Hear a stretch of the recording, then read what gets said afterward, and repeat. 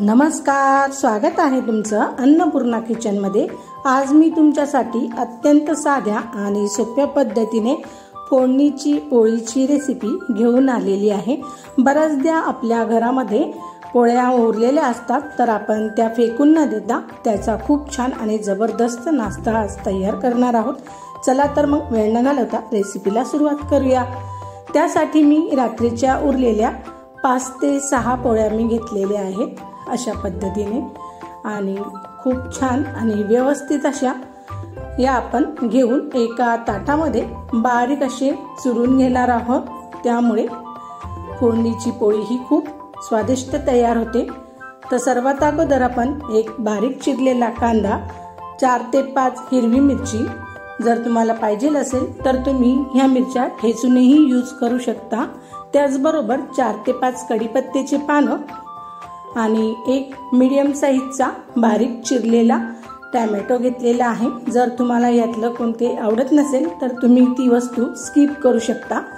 सर्वात अगोदर मी 4 ते 5 पोळ्या ह्या व्यवस्थित हाताच्या साहाय्याने छान अशा कुस्करून घेतलेल्या आहेत अशा पद्धतीने बारीक अशा, आणि त्यामध्ये आपण थोडेसे पाणी घालून छान असे त्याला सॉफ्ट होईल असं त्यावर पाणी शिंपडून घेऊयात, म्हणजे त्यामुळे फोडणीची पोळी ही खूप छान आणि मस्त सॉफ्ट तयार होते। अशा पद्धतीने पाणी मी यावर शिंपडून घेतलेले आणि हाताच्या साहाय्याने सर्व एकजीव 4 ते 5 मिनिटापर्यंत रेस्ट करून घेणार आहोत। आता सहज 4 ते 5 मिनिटं झालेली आहेत, तुम्ही बघू शकता। खूप छान आणि मस्त अशा आपल्या पोळ्या या पाणी खूप छान ॲब्झॉर्ब करून घेतलेले आहे आणि सॉफ्टही झाले आहेत। आता सर्वात अगोदर गॅसवर कढई ठेवून घेऊयात आणि कढई व्यवस्थित तापली की लगेचच त्यामध्ये 2 ते 3 चमचे आपण तेल घालून घेणार आहोत।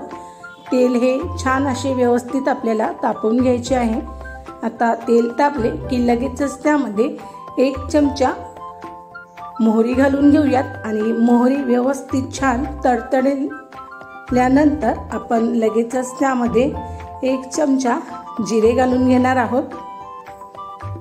जिरे घातल्यानंतर व्यवस्थितपणे लालसर झाले की लगेचच आपण त्यामध्ये कढीपत्त्याचे पानं घालून घेणार आहोत आणि कढीपत्ता व्यवस्थित तडतडला की लगेचच त्यामध्ये कापून घेतलेल्या हिरव्या मिरच्याही घालून घेऊयात अशा पद्धतीने, आणि लगेचच त्यामध्ये बारीक चिरलेला कांदा घालून घेणार आहोत आणि चमच्याच्या साहाय्याने सर्व व्यवस्थित एकजीव करून घेणार आहोत। कांदा सहज 4 ते 5 मिनिटापर्यंत व्यवस्थित तेलात फ्राय करून घेणार आहोत। छान कांदा फ्राय झाला की आपण त्यामध्ये बारीक चिरलेला टोमॅटो घालून घेऊयात।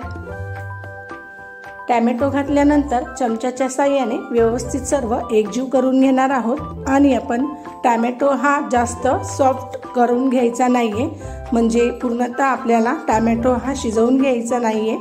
अशा पद्धतीने सतत फक्त 2 मिनिटापर्यंत हे सर्व तेलामध्ये फ्राय करून घेऊयात आणि लगेचच त्यामध्ये आपण 1 चमचा हळद घालून घेऊ आणि चवीनुसार मीठही त्यात घालून घेणार आहोत अशा पद्धतीने, आणि चमच्याच्या साहाय्याने सर्व मसाला हा एकजीव करून घेणार आहोत।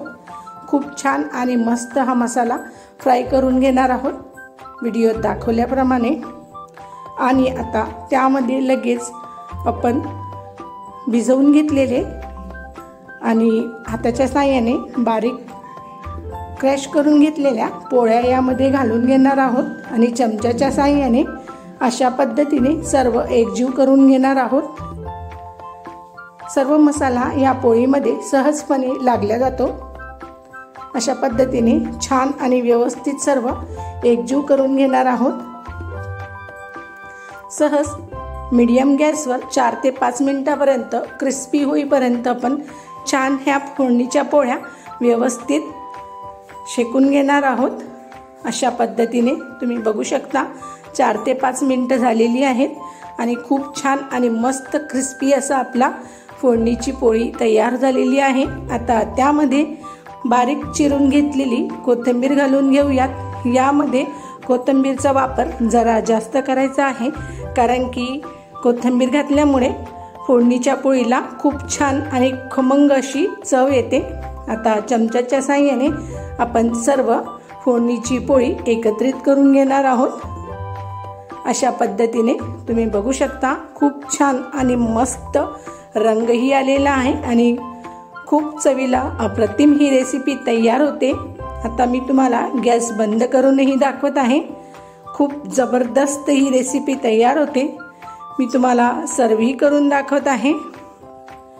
अशा पद्धतीने एका डिशमध्ये 2 ते 3 चमचे मी फोडणीची पोळी घालून घेत आहे आणि त्यावर लगेचच आपण बारीक चिरून घेतलेला कांदा यावर घालून घेऊयात।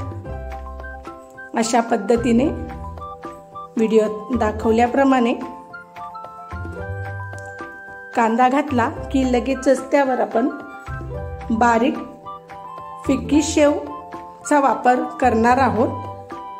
अशा पद्धतीने सर्व साईडला मी व्यवस्थित ही शेव घालून घेत आहे। फोडणीच्या पोळीवर कांदा आणि शेव घालणे हे ऑप्शनल आहे। जर तुम्हाला आवडत असेल तर तुम्ही नक्की घाला। यामुळे फोडणीच्या पोळीची चव ही डबल होते। अशा पद्धतीने मी ही रेसिपी तयार केलेली आहे। खूप झटपट ही रेसिपी तयार होते। सकाळच्या घाईगडबडीमध्ये हा नाश्ता लवकर तयार होतो किंवा लहान मुलांच्या टिफिनसाठीही तुम्ही झटपट हा नाश्ता बनवू शकता। अशा पद्धतीने तुम्ही ही रेसिपी नक्की ट्राय करा आणि मला कमेंट्समध्ये नक्की कळवा। व्हिडिओ आवडल्यास व्हिडिओला लाईक, शेअर आणि सबस्क्राईब करायला विसरू नका। धन्यवाद। Thanks for full watching.